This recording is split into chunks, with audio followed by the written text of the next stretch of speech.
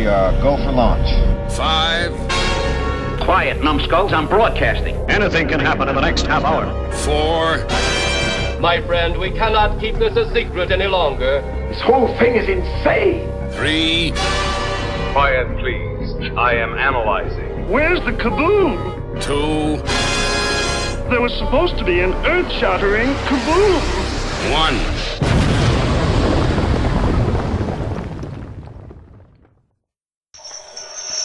Frankenstein, Wolfman, Mummy, and Dracula. You're about to hear something utterly spectacular. Igor does the zombie stomp. Prepare yourself for a monster romp. Lightning brings the dead to life. Frankenstein looking for a wife. The mummy escapes his ancient tomb. A shiver creeps across the room. The creature appears from the Black Lagoon. The Wolfman howls at the moon. Quasimodo rings his steeple bell. Monsters all ascend from hell. Enter through a rusted gate. Welcome, dearies, to Planet 8.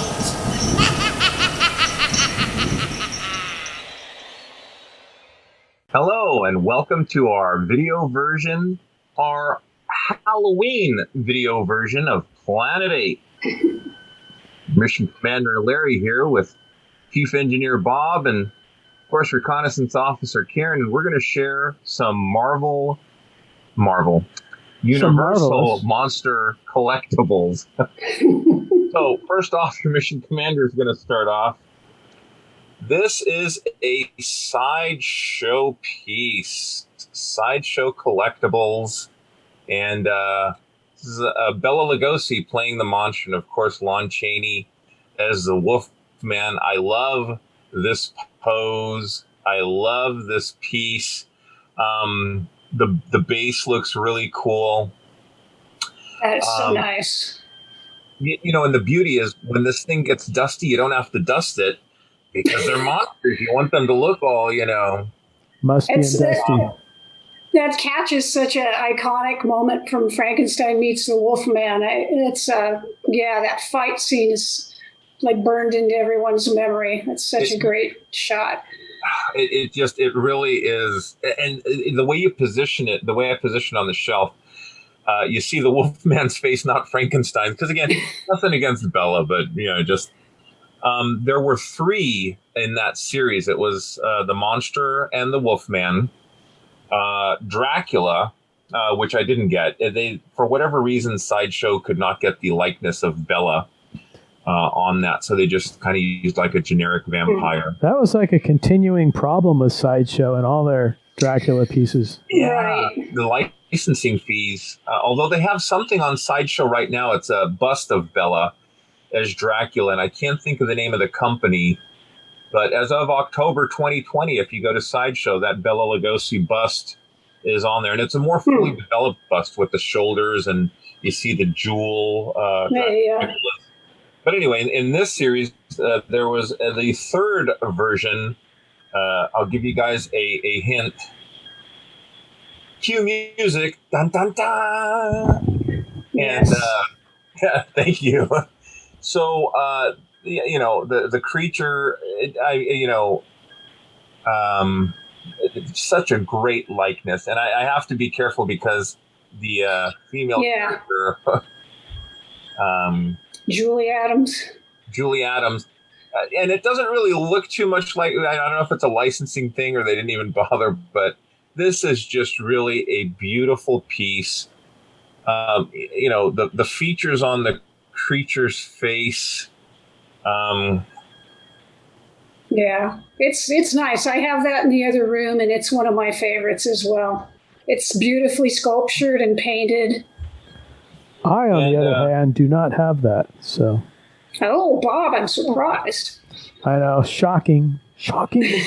Well, Chief, I think you have more than enough other creature collectibles to make up for it. But I wouldn't be surprised if we see that in your collection in the next couple months once Lieutenant Debbie sees this video and realizes you don't have one. Yeah, Yeah, you'll be on the never hunt know. for it now, I'm sure. You never know. Yeah, but you see these guys at auction every once in a while, sometimes at a decent price, most of the time at a ridiculous price. Yeah. If you guys get a chance, I highly recommend them. They're beautiful pieces. Yeah. So what we'll do is we'll kick it over to Karen. Well, what have you got for us, buddy? Well, continuing the universal love, I got my Monster Mash shirt on today. I mean, to me, Halloween has always been about the Universal monsters first and foremost. My mom was a big fan, so that's when I jumped on the bandwagon. And these guys are like old friends, so I love having the Universal monsters around. And I decided to go. I've also got a lot of sideshow stuff, just like you, Larry and Bob. And I dug these guys out. Sorry to give anybody a little vertigo here. Cloverfield. Yeah. But I decided to go with the 12-inch sideshow figures, the posable ones. Now, I have about 7 of these guys. But I dug these 3. I moved about a year ago. Some of them are still in storage, but I pulled out 3. And you can see, I mean, these are just really nice 12-inch figures. You can pose them. You can set them up however you want. And, sideshow is just quality. They're quality sculpts. You can see kind of the detail on the faces. The creature is especially nice. They did this sort of rubberized, almost like he's wearing a rubber suit. You could almost imagine it's a guy in a rubber suit, So they did a really nice job. They all have sort of accessories with them. So you've got the skeletal hand, Wolfman. Instead of a stand, they chose to go with this log that he's on. It's a little precarious, but it's kind of cool. Again, really, really nice facial sculpt. And then I also like the boxes. Yeah. They did a great job with presenting the boxes, putting like a movie poster. There's usually a nice photograph on the back. And I'll be honest, and I have not looked these up on the secondary market recently, so I don't know what these bad boys are going for now. But if you can find them, it's sideshow, probably a lot. Yeah, they're probably going for a lot. It's sideshow, so you're going to pay a little bit. But they're just beautiful pieces. They had pretty much every Universal monster. Like I said, I've also got Dracula. I've got 2 more versions of Frankenstein. There's another one I got, which I'm struggling to remember. It might have been the Mummy. So you can fill out your entire monster library. But they're well worth the investment. They're nice, and you can, at one time I had like the monster fighting the Wolfman and Dracula behind them and stuff. You can, you can set up any kind of, scene you want. So highly recommended. Once again, sideshow can't go wrong. I have like the Wolfman. I have Frankenstein. The only issue I have with the Wolfman is trying to pose him on that log. It looks like he has saddle sores. There's this bow in his leg that you try to get him to bear.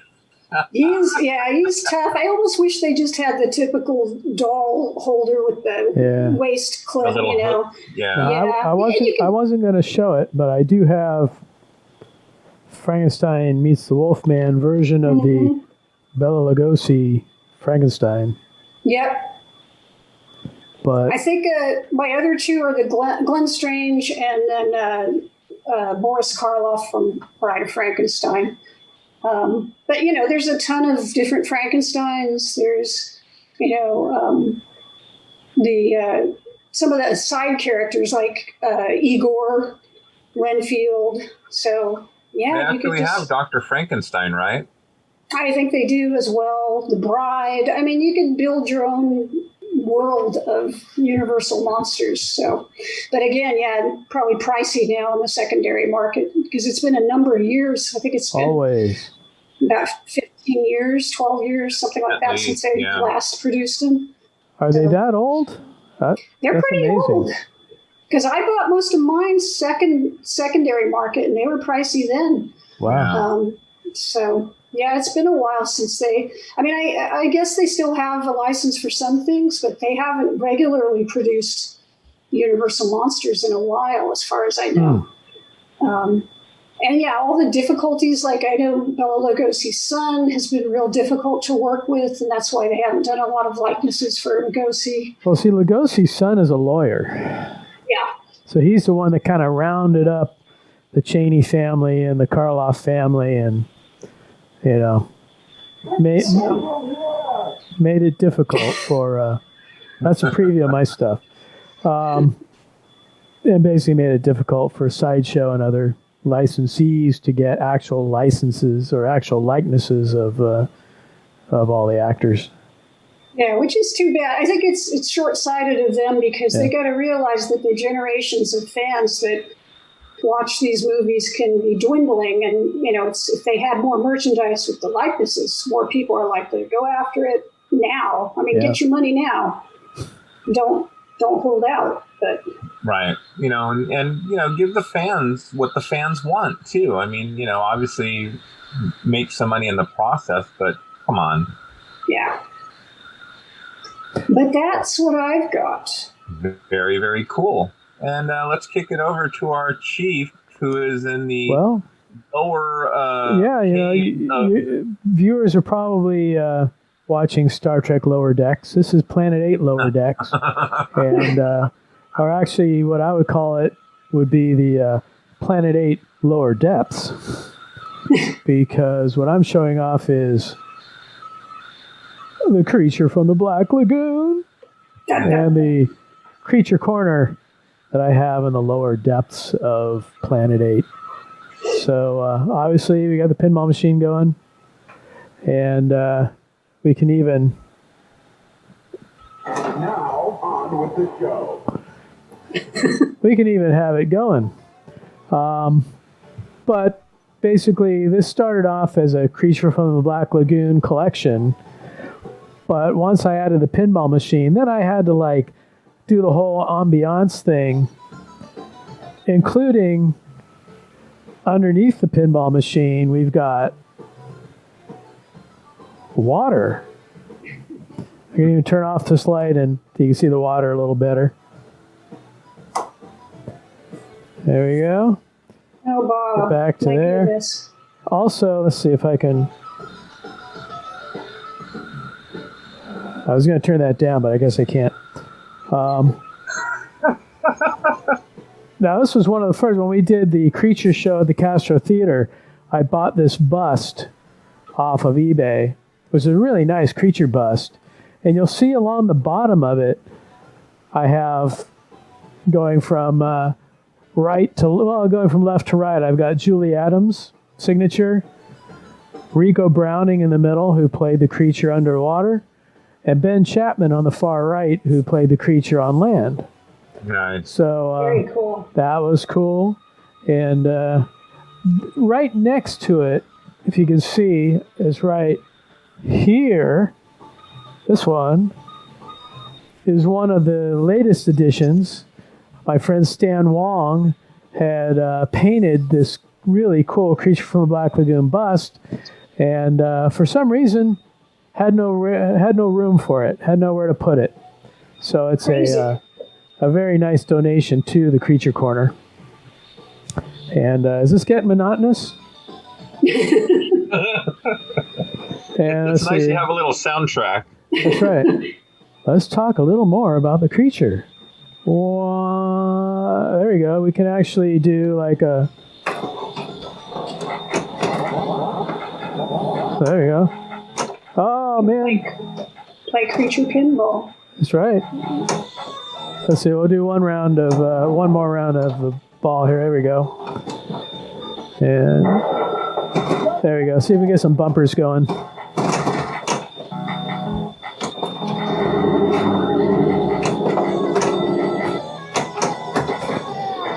Now, the cool thing about the pinball machine is that you have to light up all these options and you get everything going. And then if you find the creature, there's actually a hologram of the creature that appears. It's like a 3D hologram, and he kind of goes back and forth. And that's like the prize you get if you complete your mission and find the creature. So we got that. Let's see what else. Oh, we also have.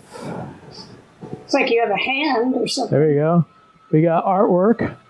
Oh yeah. And what I'll do is I'll do a little video of the Creature Corner and include it at the end, maybe instead of the end credits.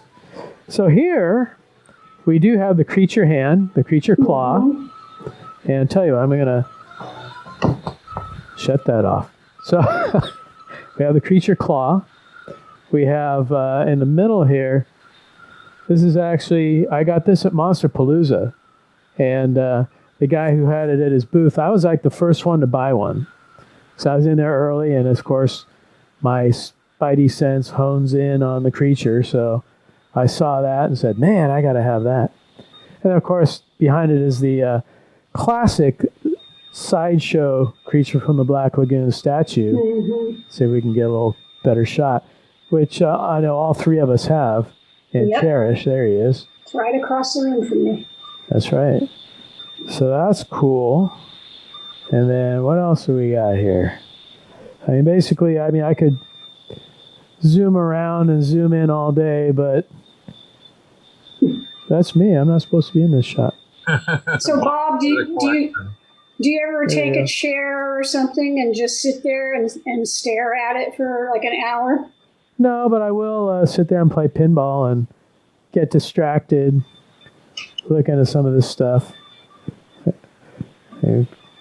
This actually, this image here, that was from our Creature from the Black Lagoon show. We had Bob Eggleton did a painting for us for the poster. Oh, nice.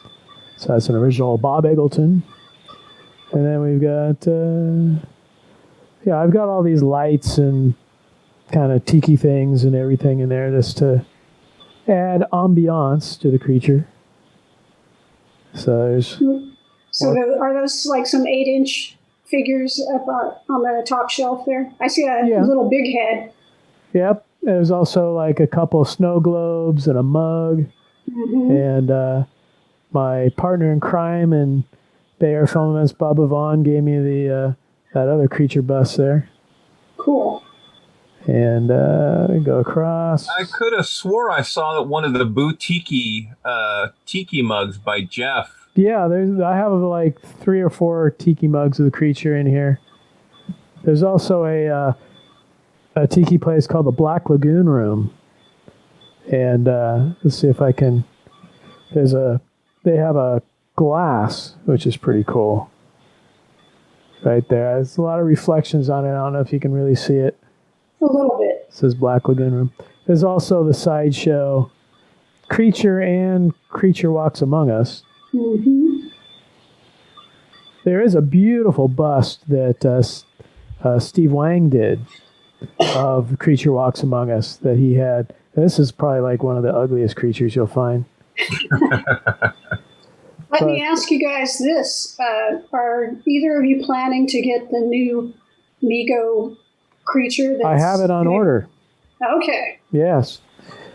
In fact, I ordered the fly, and that's going to be coming this week, I think. And then I ordered, was it Big Bad Toy Store, I think, had the fly? Yeah, Big Bad Toys. And Monsters in Motion. Monsters in Motion has the creature. Because I wasn't going to go searching Walmarts near and far. But since this is also our Halloween episode, I do have my trick-or-treat bucket ready to go. Very nice. That's the Super 7 creature trick-or-treat bucket. And this, I'm sure you guys have seen these plushies. I've seen the plushie. Yeah. But this one is very near and dear to me because I got this at Monsterpalooza on one of the last times I saw Julie Adams. And Julie Adams, nicest person you'll ever meet. She was one of our guests at our creature show, and she's remembered me all these years. And we always have nice conversations at Monsterpalooza. So she actually signed the back of this one. Oh, nice. Where is it? Cool. You can see, there it is, Julie Adams. So that is really nice. I have the Mego on order as well, but a couple of years ago, this guy came out. Yeah, he's up here somewhere in the back. So, yeah, they've like new and improved. Yeah, someone was asking me if it was the same figure, but no, it looks better now. Yeah, it does look better. Oh, I like that shininess. That's cool. But let's see if I can get this out without things falling like dominoes. This was a holy grail for a while, was the Soki toy. Ooh. Creature. There he comes. Up to the camera. I found him in good condition. And there they go, like dominoes. You have your Geek Tiki? My what? My Geeky Tiki? Yeah. And the shirt. The shirt that You got goes yours, with it. Karen? It's somewhere. It's not displayed out here, but it's somewhere. I'll go back to the wide shot so people can kind of look around as I talk. But, so yeah, no, I guess I have to get that other sideshow now.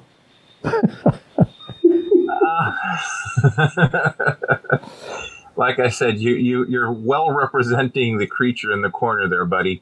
Yeah, Well, not anything to worry about. And this isn't all of it either, because it goes kind of up the stairs. In fact, I bought, was it 2 years ago? Target had the kids' Creature from Black Lagoon costume or whatever. So I've got that up on a wall above the stairs with a net over it. It looks pretty cool. So like I said, I'll do a little video that I'll put over the end credits or whatever of the episodes. I have that costume too, Bob, and my plan was to get a mannequin and kind of have the mannequin, like that, and instead of using the Halloween mask, get the rubber mask that they have of the creature. Yeah. And I can't find a mannequin. God bless my wife. I told her, I said, if only I had someone who I could put paper mache over their body and make my own. This sounds like we're getting into Planet 8 After Dark territory. It always goes this direction. I don't know why. Maybe there's someone on the podcast that always goes this direction.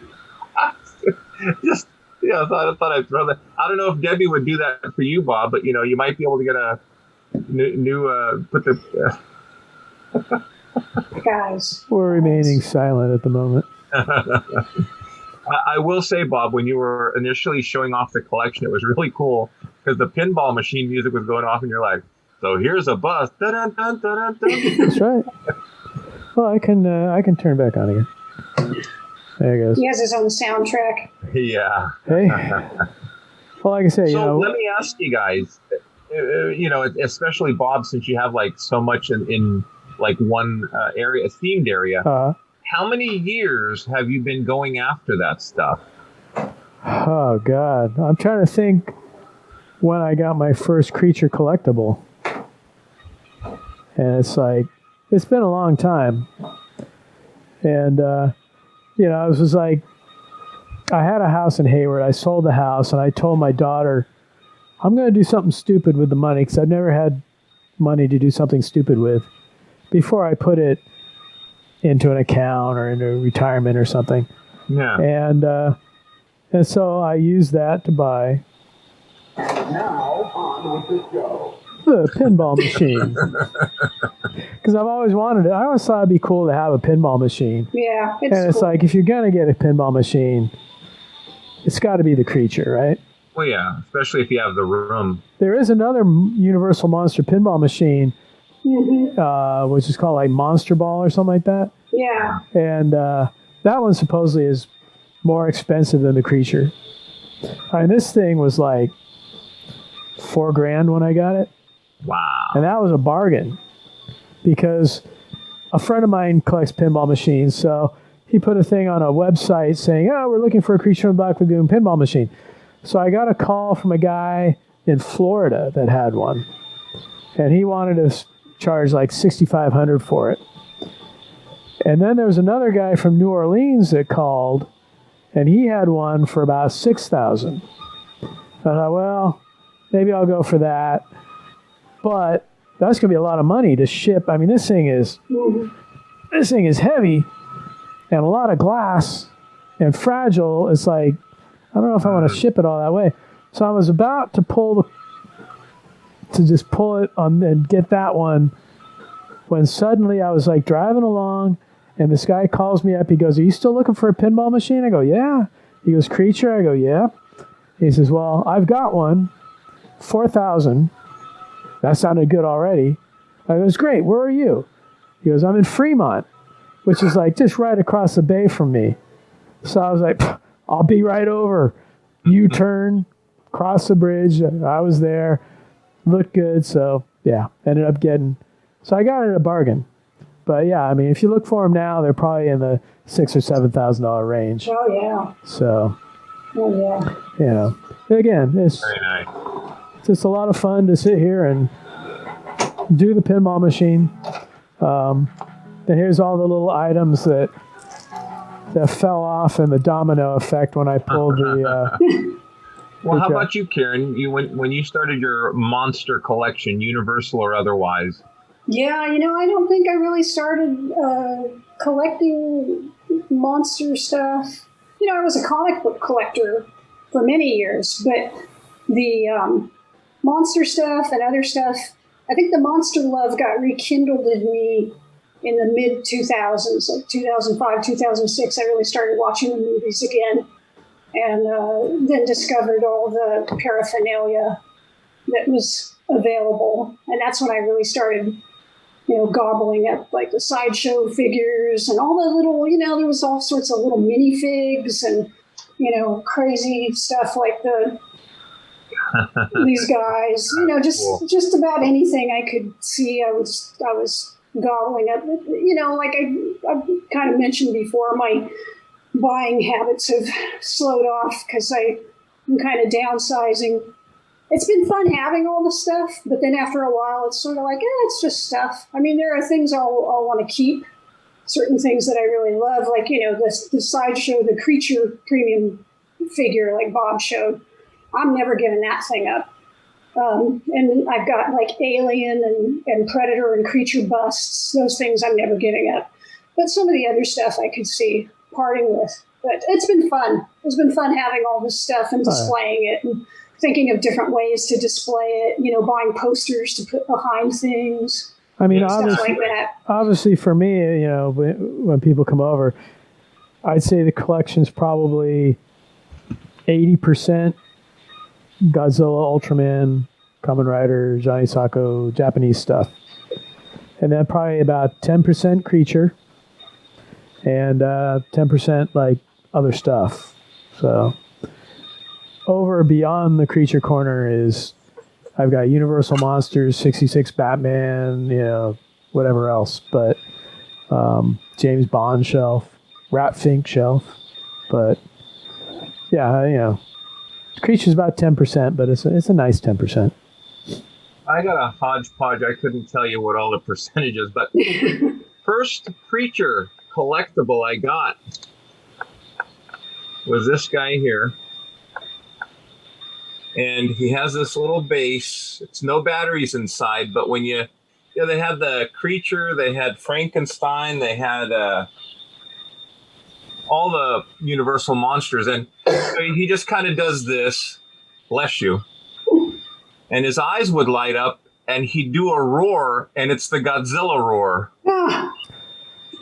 Thinking back, I think my first, if you can count this as a Universal collector's item, was the Frankenstein that you press the button and his arms go like this and then his pants fall down and his red face glows. I don't have that anymore, but that was probably my first one.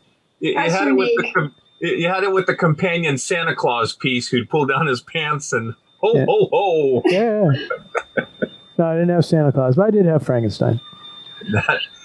Speaking of Frankenstein, a lot of the fun of collecting is you'll come up with, you'll find eclectic like that one kind of gross looking creature you have on the shelf there, Bob.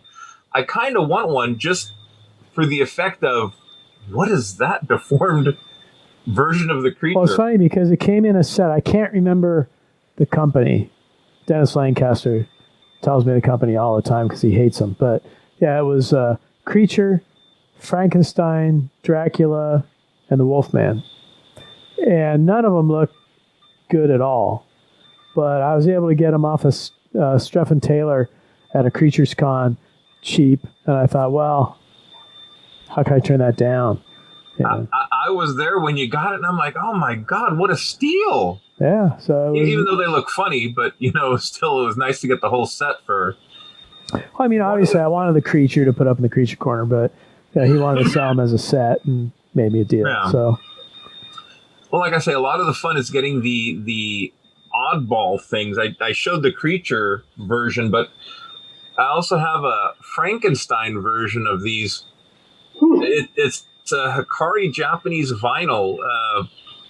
Hot Topic, of all places, had this guy. And I only have him and the creature, but it's like you don't really see stuff like that at well, maybe at conventions and stuff. So, well, this is kind of like, this will kind of show you like how the creature follows me around. But Lieutenant Debbie and I were on a weekend in Carmel. They're walking around looking at all the craft stores and craft shops and things. And she ended up getting this for me. We saw this in one of them. See if I can get a better light here. There you go. Little sign says gone fishing. Yeah. Or no fishing. He's standing in a bucket. So yeah, I mean, anywhere I go, either Godzilla or the creature kind of follow. Yeah, those oddball little things. It's part of our DNA. I mean, I'm like Karen. There are some things I'm downsizing. We were visiting my wife's friend yesterday, and she's like, "What do you do?" Oh, because I picked up a Ming the Merciless figure. We went to a shop. She's like, "Larry, what do you do with all this stuff in your room?" And Jazz says, "It collects dust." Yeah. Oh. I just kind of looked at her. She smiled. She was joking around. Here's another figure that M1, the Japanese toy company, did. It's unpainted, but oh yeah, he's got the inner tube. That was another Monster Palooza find. Well, look, we're gonna do this again. We're having fun putting up videos on YouTube. We're getting towards the end of our episode. We want to wish you all a very happy and safe Halloween. It's one of our favorite times of the year here on Planet 8. Yeah, that's I will right. be out trick-or-treating in my bucket. I have one of those. I had the Frankenstein one, but they mailed me two of them, one to replace the other. The Frankenstein nose kept on getting dented in. Really? Yeah. So once COVID is done and over with, I'm going to go out to San Francisco and get Frankenstein, the Mummy. I think they got a Wolfman. I don't know where I'm going to put them, but yeah, I was just collect dust. I was out at Super 7 and got the creature jacket. They had a jacket, which was really cool. Yeah, that jacket was cool. Yeah. So yeah, they've got a few different cool things. Well, like I say, we're getting towards the end of our allotted time here on video version of Planet 8. So, on behalf of your intrepid crew, happy Halloween. Happy Halloween. Let me... Oh. Yeah, I'll wave goodbye. Careful now. You gotta upstage me, Bob. That's right. There we go. Close. Well, I'll wave goodbye. Give me my close-up, Mr. Director. Goodbye. You, Happy Halloween. This is like the 3D version. Be safe. On that note, this is Planet 8 signing off. End transmission.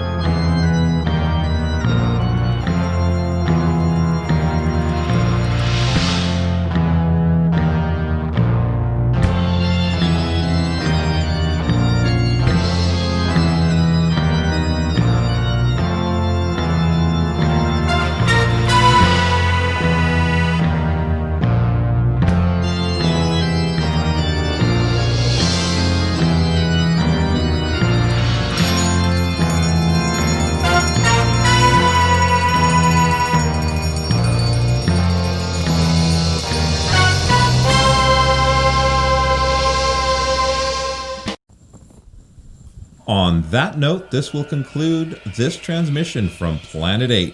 We would like to thank all of our intergalactic audience for listening. Be sure to head on over to our website at www.planet8podcast.com, where you can get more information on this episode's topic. For more conversation, find us on Twitter at Planet8Cast. Or on Facebook at facebook.com/Planet8Podcast.